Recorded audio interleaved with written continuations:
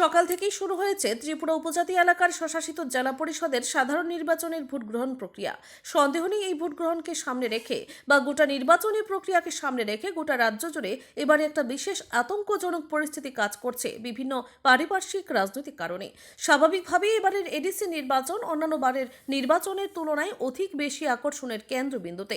সকাল থেকেই ত্রিপুরা নিউজ বাংলা ছুটে চলেছে বিভিন্ন নির্বাচনী ক্ষেত্রগুলোতে, যেখানটায় ভোট গ্রহণের বিভিন্ন চিত্রগুলো আপনাদের সামনে আমরা পরিবেশনা করে চলেছি।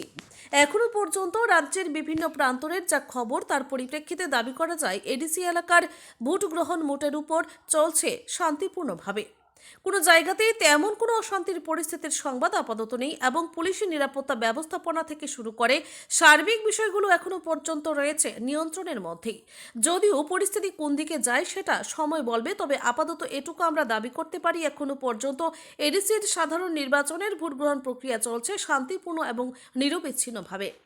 বিভিন্ন ভোট গ্রহণ কেন্দ্রগুলোর মধ্যে পোলিং এজেন্ট বা অন্যান্য বিভিন্ন বিষয়গুলো নিয়ে অভিযোগের সংবাদ আপাতত নেই। পরবর্তী বিভিন্ন আপডেট দেখার জন্য আপনাদের চোখ থাকবে ত্রিপুরা নিউজ বাংলার পর্দায়।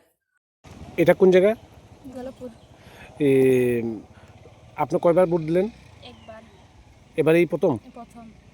কি নাম আপনার? জয়া জয়া। বাউরি।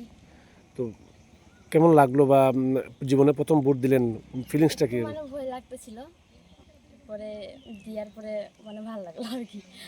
তো ভোট কেন্দ্রে এলেন, গোলকপুর হাই স্কুলে আপনি ভোট মানে আপনি এই পুলিং স্টেশনে ভোট দিলেন, ভিতরে পরিবেশ কেমন ছিল?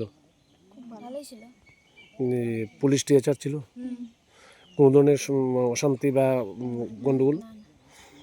শান্তিপূর্ণভাবেই ভোট দিয়েছেন। তো কি বলবেন, আপনি প্রথম ভোটার, জীবনে প্রথম ভোট দিলেন, মানে খুব ভালো লাগেছে। কাকে ভোট দিলেন বলবেন? বিজেপি।